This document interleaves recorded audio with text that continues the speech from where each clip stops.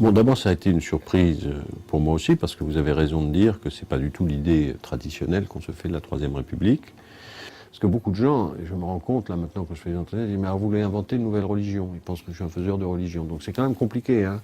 Non, c'est un travail d'historien des idées qui dit « voilà, il y a la République française, il y a notre histoire de France, et il y a un aspect de cette histoire qu'on avait un peu occulté, qui nous amène sans doute aujourd'hui à poser des questions différemment. » En fait, il y a une tradition à la fois politique et philosophique, peut-être religieuse, qui est la suivante. C'est très simple. La Révolution française a échoué. Elle a échoué d'abord en 93, 95, donc on a le retour, l'Empire, la contre-révolution, bon. Et puis une deuxième République, 1848. Celle-ci va échouer aussi terriblement dans les journées de juin, et retour de l'Empire, etc. Les républicains exilés s'interrogent pourquoi on n'y arrive pas en France. Pourquoi le modèle démocratique républicain qui est le nôtre échoue. L'histoire enquête, il y a quelque chose qui ne va pas. Bon. Et ils se disent finalement on a fait une erreur, c'est que dans notre pays, l'Église catholique est conservatrice, voire réactionnaire, mais elle détient dans le fond le pouvoir spirituel et un formidable pouvoir d'opinion et de conscience. Et nous avons échoué, nous avons fait des révolutions, mais des révolutions matérielles, des révolutions dans les intérêts, et nous avons laissé les esprits, mais aussi tout ce qui est de l'ordre charnel dans l'existence, de ritualisation, le baptême, l'enterrement, etc., être gérés par l'Église catholique.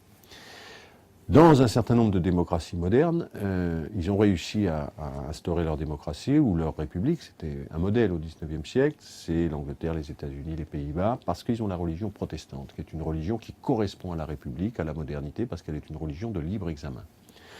Mais en France, certains ont tenté d'ailleurs des vagues de conversion au protestantisme. Eugène Sue, Jean Bobéro raconte ça très bien dans ses ouvrages.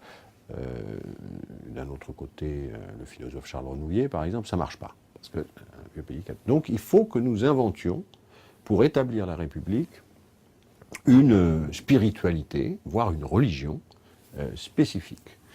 Ça germe donc dans les milieux républicains, beaucoup dans les milieux francs-maçons, sous le Second Empire. Se constitue d'ailleurs, par exemple, une alliance religieuse universelle, dans laquelle on va trouver à la fois des catholiques libéraux, des protestants libéraux, des juifs libéraux, puisque toutes les religions sont un peu, enfin les dogmatismes sont en crise, mais en même temps des athées, des matérialistes, etc., portant un projet de religion universelle, de religion éclairée. Bon.